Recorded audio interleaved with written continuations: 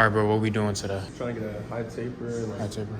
bald it out, and like line up the front and still like keep it dark. You still want to keep the front line dark, Yeah. but still trim it? Yeah. Okay, got you. Do you do enhancements on your line usually? Nothing. No, thank you. Bet. You take the razor too? Yeah. Bet. Let's get it. All right, YouTube. Today we got a pretty simple one. This is gonna be no enhancements for all the people who hate paint. Yeah, this one's for you. So, very simple haircut. This guy's a college student at a local college in my city.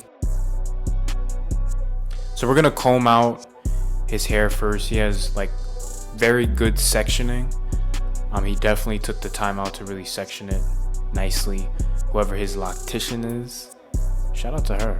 I think she did a good job, especially with the taper area. He has the perfect high taper. Like if he would have asked me for a low taper, I would have been like, bro, you gotta go with the high. It's just perfect. It fits him perfectly. So we're gonna debulk with our one guard. This is a very, very simple haircut. Anyone can complete this.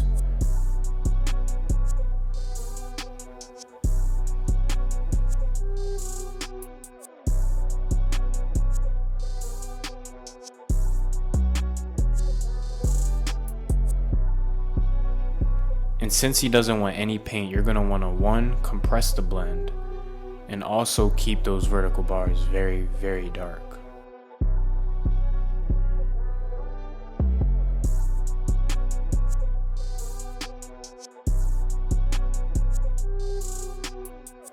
So we're using the raking method to kind of smooth out this blend.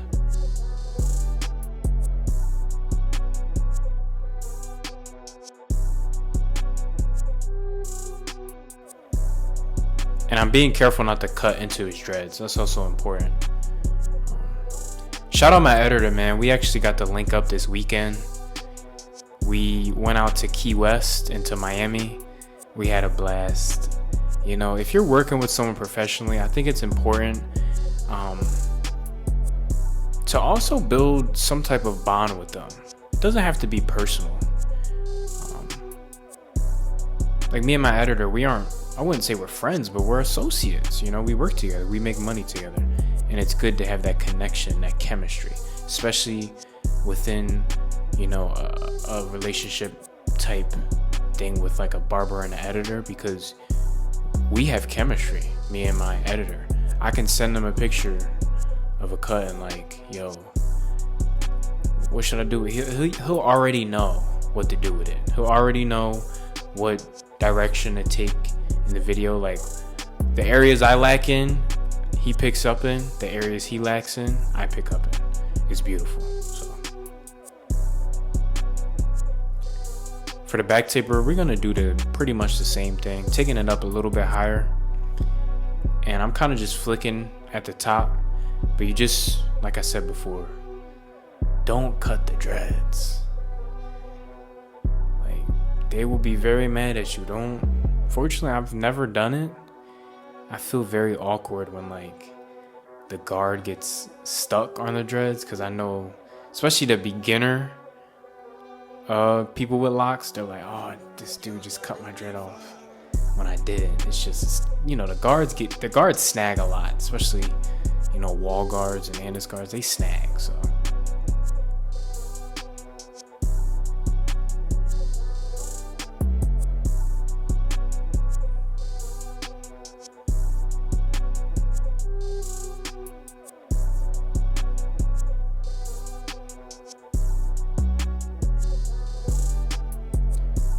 as you can see, we don't have much room to work with. We're just gonna do the best with what we have. That's all it's about. You can't force everything to be super, super crispy. You know, his dreads are gonna hang over the cut anyway.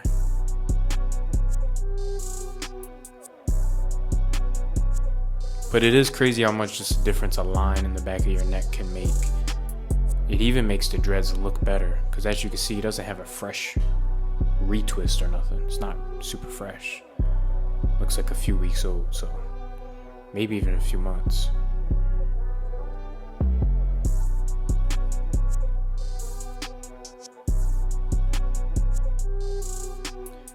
So for the hairline, as you can see, his sectioning is very small, which I like.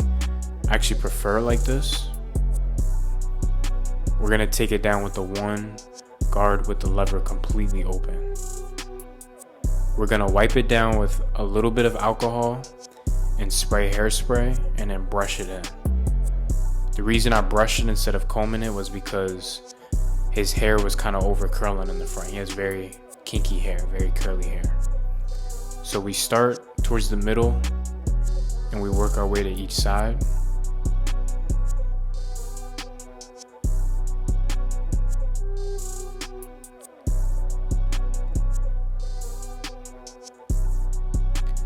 I usually switch to a duller clipper to do the vertical bars just because these areas do seem to be a bit more sensitive with my sharper clippers, and I don't want to give anyone welts or scabs or scars. So we bring that line over to this side.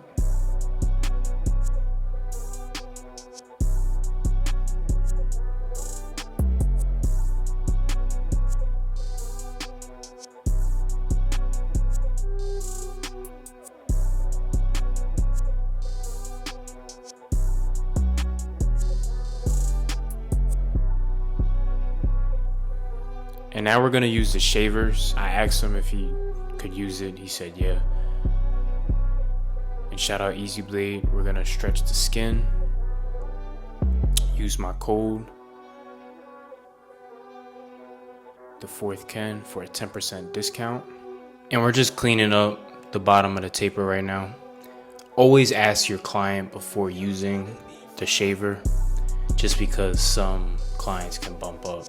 Even like super lighter tone people I've had tell me like they bumped up from using a razor. So just always ask. Always ask. We're gonna clean up his facial hair a little bit. And he's proof that you don't need enhancements. As you can see, his line isn't the darkest. It isn't the sharpest, but we got it crispy. Very crispy. You see that razor really added that nice touch to it. So we're gonna shape up his mustache right now. We're not gonna make it too skinny. I like to make it skinny towards the ends and kind of meet that point in the middle.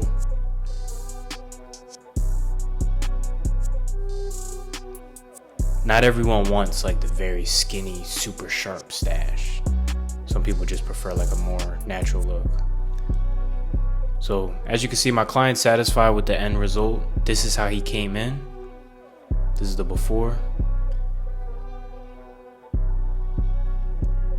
And this is the after. With his hair pinned up, we're gonna unpin his hair. And yeah, super simple, sharp, symmetrical. It's your boy 4. I'm out. Peace.